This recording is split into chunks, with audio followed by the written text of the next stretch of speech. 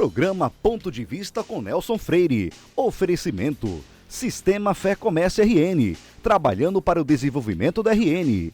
Consórcio Dourado. Seu sonho sem juros. Ligue 4008-6868. Sicredi. Gente que coopera, cresce. Realize. Otimizando resultados para a sua empresa. O Ponto de Vista de hoje entrevista o ex-vice-governador do Rio Grande do Norte, Fábio Dantas. Ele vai nos dar a sua visão sobre o atual governo aqui no estado e sobre a realidade brasileira. Meu amigo Fábio Dantas, que alegria receber você mais uma vez no programa Ponto de Vista, fazendo uma avaliação sobre como anda o nosso Rio Grande do Norte, na área política, na área econômica e tudo mais. Quero agradecer por você ter aceitado o convite de participar desse programa com a gente hoje. Olá, os telespectadores do Ponto de Vista. Olá, Nelson Freire. Olá a todos que nos assistem. Queria primeiro agradecer, estar aqui nesse programa, próximo aí dos 10 anos de aniversário. Então, queria dizer a você que é uma honra muito grande poder participar desse programa. Primeira pergunta, não poderia deixar de ser essa. O que é que você acha do atual governo do Rio Grande do Norte? Olha, eu sou um pouco suspeito para falar do atual governo, porque eu fui uma única vez, exerci um mandato político direto, que foi a de deputado estadual, no mandato de 2011 a 2014. Só tive um mandato, eu tive uma expectativa de mandato quando fui vice-governador. Assumi durante 25 dias em 4 anos, então era muito pouco para poder você ter uma ideia do contexto geral. Mas o que eu vejo no atual governo é um governo que peca muito, principalmente pela ausência de um profissionalismo na gestão. O Estado tem hoje uma gestão que eu considero um estágio probatório, aquela pessoa que passa no concurso e precisa de 3 anos para estar preparado. Ou alguém que assume um emprego e vai tentar conseguir se capacitar durante a gestão. Acho que o governo não estava preparado, acho que o que existe muito no atual governo é propaganda, o governo tem um grande trabalho na área de publicidade, mas peca nas ações. O Estado em si, ele está acéfalo de um governo. O Estado está parado, paralisou suas ações desde o início da gestão, e isso eu já sabia, até porque eu já fui correligionário da esquerda e sempre soube que a esquerda, quando ela não governa, é um discurso, quando governa é outro. Então essa é a ideia que você tem de Fátima Bezerra na frente do Executivo, faltando algumas coisas importantes para ser praticadas no Estado?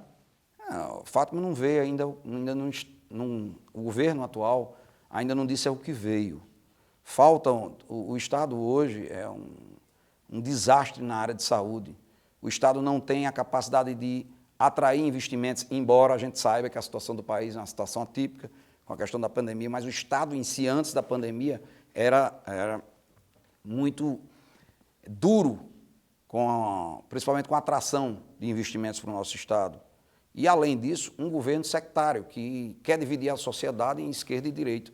Eu não entendo como a esquerda ou a direita possam ter essa influência na vida do cidadão em pleno século XXI, em que as pessoas têm, sim, um nível de capacitação ideológica muito mais frágil que tinha nos anos 40. Você fez uma colocação que eu gostaria que você se aprofundasse mais sobre a condução de Fátima Bezerra nesse momento, na área de saúde pública, nesse momento de pandemia. Olha, na área de saúde é uma lástima. O Estado fechou hospitais. O Estado, as ações que foram feitas durante o Covid, ou foram do governo federal ou foram dos municípios. Os prefeitos quem estavam na linha de frente, foi quem abriram os leitos. E o governo faz propaganda como se fossem eles. A vacina que hoje é distribuída, o pouco que tem, é o governo federal que manda para cá. A única coisa que o Estado fez é armazenar e colocar para os municípios que estão há 35 anos preparados para imunizar a nossa população. São os agentes de saúde que existem nas centenas de municípios do estado do Rio Grande do Norte que estão preparados. O que o Estado fez aqui foi comprar respirador que nunca chegou, comprar respirador superfaturado, contratar empresas como a do João Machado, que até hoje recebeu adiantamento e não presta o serviço a contento da população.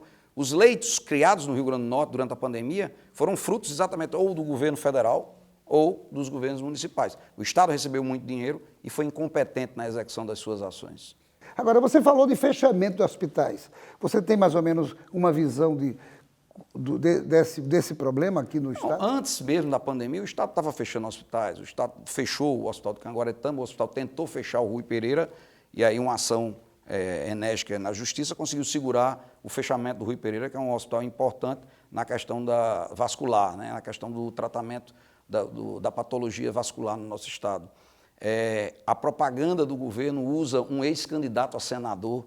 Eu não sei como é que se permite um cidadão que tem uma atividade política, ele é afiliado ao PT, sai candidato a senador, hoje é quem faz propaganda na televisão, totalmente desvirtuado do momento atual que nós temos, que é uma pandemia que precisa de muito equilíbrio, mas principalmente de ação. O Estado não teve ação. O Estado contratou ambulâncias superfaturadas. Então, é uma situação difícil, porque o Estado não teve uma ação direta que diga essa ação foi do governo do Estado.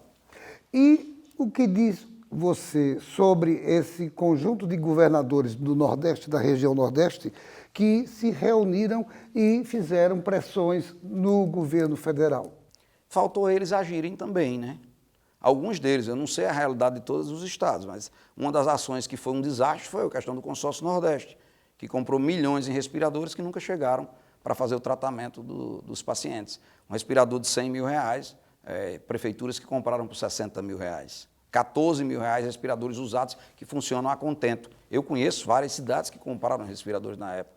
Mas o principal, a efetividade. Se não fosse a Prefeitura de Natal, o cidadão norte-rio-grandense estava sofrendo muito mais. Fábio Dantas, como você está vendo, no geral, no contexto geral, a nossa economia potiguar? Olha, a economia, como todo o país, como o mundo inteiro, sofreu um revés grande, que foi o ano de 2020. Né?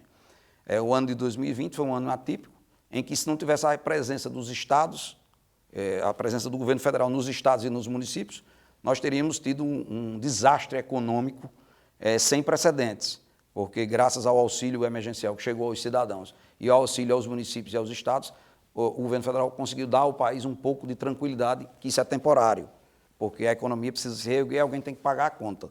O mundo todo teve esse problema. O Estado do Rio Grande do Norte, antes mesmo da pandemia, já não fazia o dever de casa na atração de investimentos. E a economia é isso.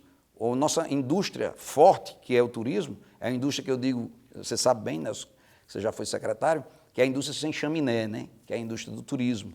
É aquela indústria que traz riquezas para o nosso Estado, que derivam exatamente da venda da nossa imagem. E o Rio Grande do Norte tem uma colaboração harmoniosa de Deus nas nossas riquezas naturais. Mas falta exatamente o investimento do homem, especialmente dos poderes estatais, porque hoje os investimentos que existem no Rio Grande do Norte para o turismo são derivados da iniciativa privada, não do governo do Estado. O que precisa do governo do Estado são estradas, nós não temos. Segurança, também não temos. Segurança jurídica, essa nem se fala. O investidor vem fazer um hotel aqui e há 20 anos o hotel está abandonado lá na Via Costeira e não tem-se uma decisão para se resolver uma ação como essa. Então nós precisamos dar segurança jurídica ao investidor, trazer para o Estado do Rio Grande do Norte um equilíbrio também no controle exatamente do meio ambiente. Pernambuco, o governador Miguel Arraes na época, Eduardo Campos na época, ele pegou a Via Mangue e transformou numa área empresarial, uma área de atrair investimentos, inclusive com a construção do shopping. E aqui no estado nós não conseguimos sequer destravar uma marina lá, ali próximo ao parque, ao Forte dos Reis Magos. Você falou na marina, eu acompanhei de perto os problemas que ficaram ao redor daquele assunto. Qual a sua visão sobre isso? Incompetência do Estado ou há outras razões? Acho que priorizar. Né? Na hora que você prioriza um empreendimento e você chama a iniciativa privada e os órgãos de controle para resolver aquele problema, bota todo mundo numa mesa e diga aqui, ó, o seguinte, o mundo todo constrói marina, o mundo todo constrói desenvolvimento. Por que é que aqui no nosso estado tudo tem que ser proibido? Vou dar um exemplo aos telespectadores. Doutor Nelson também. Nós temos um problema ali no calçadão de Ponta Negra, naquela área ali que tem a construção e algumas construções que tem food truck, que tem estacionamento do Camarões. Um amigo meu, Alexandre Abreu, fez um projeto para ali gratuito e deu ao governo do Estado, ou está disposto a disponibilizar ao governo do Estado, que ali é uma construção de um amplo calçadão, com área que preserva o meio ambiente, a área urbanística, e tudo embaixo. Toda aquela área de alimentação, de estacionamento, de lojas, na parte de baixo. O cidadão que estiver no calçadão não vai ver o que tem embaixo, a não ser áreas que vão ter visão de cima para baixo, mas preserva o Morro do Careca, preserva o bairro de Ponta Negra e preserva a economia e o pequeno empreendedor. Na hora que chama para uma reunião, para várias reuniões, lógico, a discussão de temas com soluções que são palpáveis ao meio ambiente e à sociedade, eu acho que isso é fundamental. O governo tem que ser não só um parceiro, porque, na verdade, os cidadãos moram nas cidades, os problemas estão nas cidades. Quando você fala em Estado e União, são figuras que não existem do ponto de vista territorial. Eles existem do ponto de vista de um organograma, de uma lei, mas, na verdade, a vida está nas cidades. E essa discussão parece que os estados tiram do foco. Quando o governador é eficiente, ele consegue entrar e destravar esses entraves. Você está falando um assunto que está me fazendo lembrar o plano diretor de Natal. A previsão era que fosse feito essa avaliação de 4 em 4 anos ou 5 em 5 anos. Já tem mais de 12 anos que o plano diretor é o mesmo. E eu tenho lido, acompanhado pelos jornais e tenho conversado com alguns vinculados ao problema, a dificuldade de se encontrar soluções. Várias entidades, instituições, sendo contrários à evolução da cidade. A propósito, já que você falou desse negócio de Ponta Negra, qual é seu ponto de vista sobre essa possibilidade do plano diretor de Natal vir a se concretizar? Olha, o plano diretor é um plano que, como se diz, ele derima os destinos de uma cidade, né? As construções, a parte urbanística. O mundo todo tem seus planos diretores e eles são adaptáveis ao longo do tempo. Você não pode deixar um plano diretor de 10 anos atrás. Num mundo pujante como o nosso, de uma economia que tem uma rapidez, ele fica paralisado ao longo de décadas. Ele tem que ser sempre atualizado. E eu acho que o ano passado foi um ano atípico para esse plano, porque era um ano de eleição municipal. Os vereadores e candidatos a vereadores e a sociedade em si estava também, além da pandemia, não foi um momento bom. Mas eu acho que agora é um momento de se discutir. Existem regiões na nossa cidade, como a região de Petrópolis, que a população diminuiu ao longo de anos. Então, assim, a população, por quê? Porque ela migrou para as áreas periféricas da capital e das áreas da Grande Natal. Então, essas áreas elas vão crescer. Para você ter uma ideia, uma região como Parnamirim, já indo para São José do Pibu ou São Gonçalo da Marante, tem diferenças palpáveis na vida do cidadão. Vou dar um exemplo. Na mobilidade, quando você passa do Portugal Center, da Sames Clube, ali do Fierne, e vai até São José do Pibu, você não tem mais sinal. Não tem mais sinal. Então o trânsito flui de uma maneira. Quando você vai para a Zona Norte e vai passar para Ceará-Mirim, você já flui de outra maneira, porque você tem vários sinais de quem vem de Ceará-Mirim, ou vem de João Câmara, ou vem de Macau, que são inerentes à mobilidade daquela região. E ali é uma região de aeroporto. Então tem situações distintas num mesmo estado, numa mesma região. Natal é uma delas. Natal é a capital, 43% da economia do nosso estado está na capital. E ela precisa, sim, de modificar a sua estrutura. O cidadão, ao longo do tempo, as grandes metrópoles, fixaram a residência do cidadão próximo do seu trabalho. Então, muita gente está trabalhando aqui no centro e morando em Nova Parnamirim. Por quê? Porque o metro quadrado da nossa região é mais caro. Gostei muito das colocações que você fez. Mas não sai daí, a gente volta em instantes para o segundo bloco. Programa Ponto de Vista com Nelson Freire. Daqui a 20 anos, muita coisa vai mudar no mundo. Os carros autônomos estarão por toda parte. A inteligência artificial vai fazer parte do nosso dia a dia. A biotecnologia vai eliminar doenças e nos ajudar a viver mais. As relações vão ficar mais próximas ou mais distantes. E todo mundo, dizem, vai falar a mesma língua. Mas por enquanto que o futuro não chega, você pode se preparar da melhor forma, aprendendo novos idiomas, diminuindo distâncias e fazendo o seu mundo maior. Nestes 20 anos, o Senac Idiomas comemora suas conquistas, ajudando você a chegar aonde você quer estar. Senac Idiomas, 20 anos, celebrando seu futuro. Seu papel é estudar. O nosso é tornar possível seus estudos. Seu papel é dirigir com responsabilidade. O nosso é tornar possível o seu carro. Seu papel é decidir viver junto para sempre. O nosso é tornar possível o futuro de vocês dois. Seu papel é amar seus filhos. O nosso é tornar possível o lar da sua família. Consórcio Eldorado. Há 30 anos, o nosso papel é tornar possível. Sabia que agora com o Sicredi você pode pagar suas compras também com o Pix? Quer ver?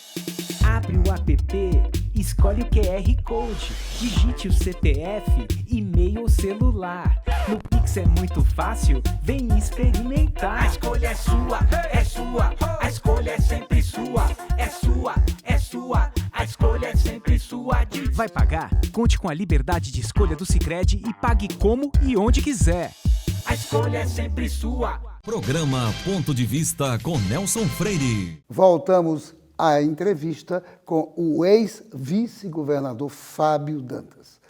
Fábio, falamos agora no final do primeiro bloco sobre muitos assuntos, inclusive concluímos com o plano diretor.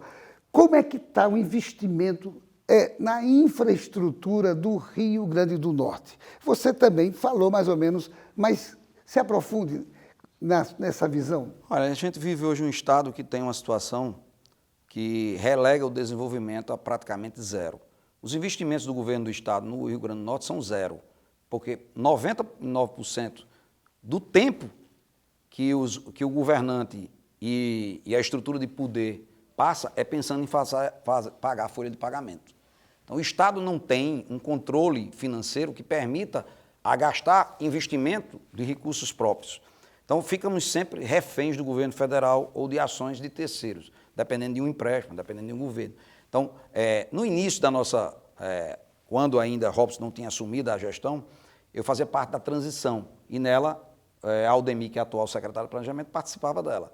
E ele dizia que teria que, para poder o governo sustentar os aumentos da folha de pagamento, que são aumentos existentes, muitas vezes sem dar um aumento de R$1 ao servidor, mas a folha vegetativa, que é o aumento da folha vegetativa, para suportar tudo aquilo ali, precisaria de receitas de capital. Receita de capital é quando você pede empréstimo, você recebe dinheiro de outro ente. E eu ficava imaginando como é que a gente vai pegar dinheiro para pagar folha de pagamento, quando é um dever e uma obrigação do governante ter o mínimo que é o pagamento da folha. Então, é muito difícil fazer desenvolvimento quando você pensa só em pagar a folha. O Estado precisa resolver profissionalizando a sua folha de RH, para ter a questão do investimento liberada. Porque hoje não se investe 1% da receita do Estado, a corrente líquida, não se investe. E isso é muito pouco para quem quer um dia gerar empregos para absorver o jovem que hoje está saindo para o mercado de trabalho. E todo dia, quando as cidades nascem crianças, daqui a 16 anos eles vão precisar de mercado. E não vai ter, porque hoje o Rio Grande do Norte é um estado que depende exclusivamente do investimento da iniciativa privada. Sem iniciativa privada não tem emprego. Por exemplo, nós temos hoje 100 mil servidores públicos. Em 1985, ainda há algumas décadas atrás, era praticamente uma família, em cada família se tinha um funcionário público. Hoje você já tem um estado de 3,5 milhões de habitantes e você tem 100 mil servidores. Hoje você já tem 1 para 35. 1 para 35, uma relação entre 1 e 35. Então, o desenvolvimento não pode vir da iniciativa pública, ela tem que vir da iniciativa privada, é ela que gera emprego e renda. E a iniciativa privada precisa de segurança jurídica e precisa de um Estado que dê segurança à população e investimento à sociedade. Não vai se ter investimento sem ter esses denominadores concluídos. Agora, me diga outro assunto, sobre desemprego. Claro que foi agravado o problema do desemprego desde o ano passado em função da pandemia. Qual é a sua visão sobre o desemprego no Rio Grande do Norte, além da área de turismo, que é palpável, é visível, um grande percentual de desempregados nessa área. O Parque Industrial brasileiro ele está muito atrasado. Há muitos anos que não se tem investimento no Parque Industrial. Você vê o fechamento das fábricas agora de automóveis. Foram 5 que estão à venda no nosso país já. Nós temos no Rio Grande do Norte um parque industrial também envelhecido. Não se tem investimento há muitos anos. A pandemia, ela piorou essa situação. Hoje você não tem no país a venda de papelão para fazer caixa. Você não tem fabricação de carros. Você tem atraso na hora de comprar um carro, o carro está vendendo com ágio. Você no Rio Grande do Norte, por exemplo, você não tem fábrica de fósforo. Uma coisa bem simples, fósforo. Nós não fabricamos sequer fósforo. Vela, nós não fabricamos vela.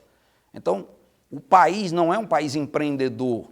E o Rio Grande do Norte muito menos ainda. Então, para o desemprego, isso é uma consequência de uma cadeia produtiva que começa na oferta do emprego e na qualificação do trabalhador. E muitas vezes, quando você tem um emprego, você não tem a qualificação. O Estado não faz sua parte na parte de qualificação. Eu acredito, sim, que as universidades, elas podem, sim, ajudar o governo do Estado, especialmente se o governo do Estado usasse aquela escola de governo como uma escola de qualificação da sociedade, usando as melhores cabeças da faculdade dentro do seu governo. Porque dentro da universidade não vai ser o próprio Estado. O Estado precisa ser o indutor da economia. Não pode ser aquela locomotiva que ela é puxada por outra locomotiva. É como se fosse um vagão puxado por uma locomotiva. O Estado tem que ser uma locomotiva do desenvolvimento. Ela tem que ser a indutora do crescimento econômico. Sem o Estado indutor do crescimento econômico, só pagando folha, o desemprego de hoje vai aumentar. Agora, me diga uma coisa, essa pressão junto ao governo estadual para ver essas coisas, não seria também um pouco de responsabilidade do Poder Legislativo, qual você já participou, como eu também? O que é que você acha? O que é que você acha da atual bancada estadual e federal do Rio Grande do Norte? Olha, os deputados estaduais e os deputados federais, eles têm que ter muito equilíbrio nesse momento. Precisa-se da Assembleia para que as ações possam se chegar ao cidadão. O problema é que o governo do Estado não tem proposições na Assembleia para serem votadas. O que tem já foi votado. Então, muitas vezes é a iniciativa de um deputado que tem o problema constitucional, que você sabe bem disso, eu exerci um mandato, e para mim, assim, foi decepcionante a gente fazer uma lei e ela ser inconstitucional porque a gente mandou distribuir cartilha, por exemplo. Isso é uma lei inconstitucional. Então, a figura do legislador, após a Constituição de 88, ela proibiu o deputado de fazer proposituras que tenham alguma despesa para o Estado. E aí, isso muitas vezes induz a falta do debate democrático. Hoje, os poderes, o Poder Legislativo do Rio Grande do Norte passa 365 dias discutindo como pagar a folha de pagamento do servidor do Estado. A discussão é sempre essa, praticamente é essa. 99% das leis que eu, quando era deputado, votei na Assembleia, eram derivadas de servidor público. Aonde é que a sociedade está nesse ganho? Quem é que defende a sociedade? Porque o servidor público ele é muito importante, ele é fundamental. Mas da forma que está sendo feita no Rio Grande do Norte ao longo de alguns governos, está se esquecendo que no dia essa pessoa vai se aposentar e precisa ter um amparo. Que nós precisamos profissionalizar o RH, porque senão hoje nós temos 56% do servidor aposentado, daqui a pouco nós vamos ter 90%. E isso tudo é uma cadeia que chega no cidadão que quer lá empreender o seu pequeno negócio, o seu pequeno comércio, que não tem sequer o apoio do governo federal e do governo estadual para fazer o microempreendimento. O microempreendedor, aquele pequenininho que quer vender lá no Midway ou quer vender aonde tem espaço de mercado. A propósito, o que é que você acha da nossa representação na Câmara e no Senado Federal? Olha, a representação, quando foi começar, veio a pandemia. Hoje não se apresenta muito. Os senadores do Rio Grande do Norte estão lá no Congresso Nacional numa briga de sectarismo, de direita e esquerda. Eu não vejo essa. Eu vejo hoje um Senado muito fragilizado. A nossa representação está muito frágil, principalmente pelo debate de bandeiras, ideologias. O país não quer isso.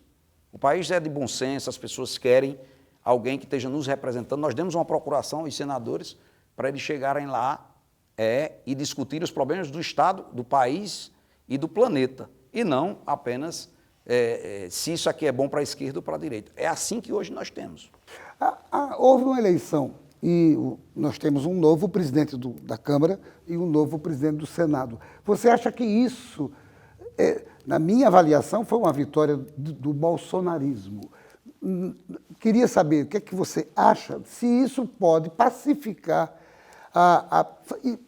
e promover a aproximação entre o Executivo e o Legislativo brasileiro. Eu acredito que a briga que existia no Congresso era desnecessária, às vezes de ambas as partes.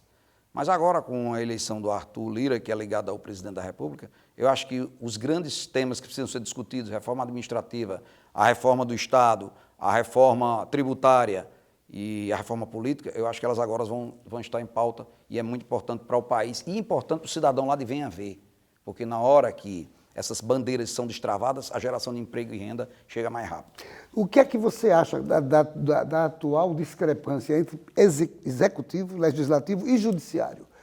Essa nova configuração da política nacional pode pacificar esse respeito pelos três poderes? É muito importante que se pacifique e especialmente que se respeite a independência dos poderes. Os poderes, eles são autônomos entre si. Existe o controle dos poderes, é para isso que existe o Conselho Nacional de Justiça e existe os órgãos de controle para o Poder Executivo e para o Poder Legislativo. Eu acho que a pacificação é importante, o respeito também. O Judiciário tem que parar de legislar, porque quem legisla são os deputados federais e estaduais, os vereadores nos seus municípios.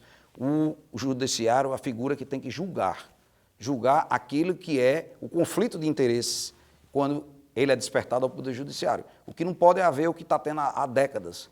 Quando falta a lei, há uma interpretação de uma nova legislação que não foi sequer implementada no nosso país. Nós temos leis demais. Se os juízes seguissem as leis, já seria de grande valia para o empresariado, para a classe trabalhadora, para a classe política. Isso já era fundamental. Fábio, infelizmente, o programa são apenas 30 minutos. E aí, eu estou com esse papo maravilhoso com você, ouvindo o seu ponto de vista sobre temas importantíssimos para nós. Tenho certeza que o telespectador está gostando imensamente de assistir, mas o diretor está mostrando o reloginho, dizendo que está na hora, infelizmente, de encerrarmos. Mas eu não poderia deixar de fazer uma última pergunta, nem que você responda rapidinho. O que se pode esperar do Brasil a médio prazo, nos próximos anos? E do Rio Grande do Norte? Nós não vamos construir uma sociedade melhor sem a nossa participação. Nós, como sociedade, como cidadãos, nosso dever cívico é muito importante. A sociedade que se espera do futuro é a sociedade que possa atender, pelo menos, os serviços essenciais e básicos que toda a população precisa. E, para isso, nós não podemos se furtar da democracia. E nós só vamos construir uma sociedade que nós queremos no dia que nós tivermos consciência de colocarmos para nos representar aquela procuração de pessoas que nós temos a consciência que podem fazer um bom governo independente de cores partidárias, de palanques políticos e especialmente da história democrática que esse país tem ao longo dos anos. Nós não podemos culpar terceiros, nós somos o culpado do nosso futuro. E para construirmos o futuro está aqui, é o presente. É a educação dos nossos filhos, dos nossos netos, dos nossos cidadãos e especialmente a família. A família integrada, ela constrói uma sociedade maior. O conhecimento é fundamental. A experiência atrelada ao conhecimento e ao respeito ao cidadão. Eu acho que é fundamental para a gente construir uma sociedade melhor. Beleza. Muito obrigado mais uma vez, Fábio Dantas, pela ótima entrevista que você deu para a gente hoje. Um grande abraço para você. Eu que agradeço. E a você, meu amigo, minha amiga, telespectador, telespectadora, muito obrigado pela sua audiência e a certeza de que no próximo Ponto de Vista traremos outro assunto do seu interesse. Programa Ponto de Vista com Nelson Freire. Oferecimento: Sistema Fé Comércio RN, trabalhando para o desenvolvimento da RN. Consórcio Dourado, seu sonho sem juros. Ligue 4008-6868. Sicredi, gente que coopera, cresce. Realize, otimizando resultados para a sua empresa.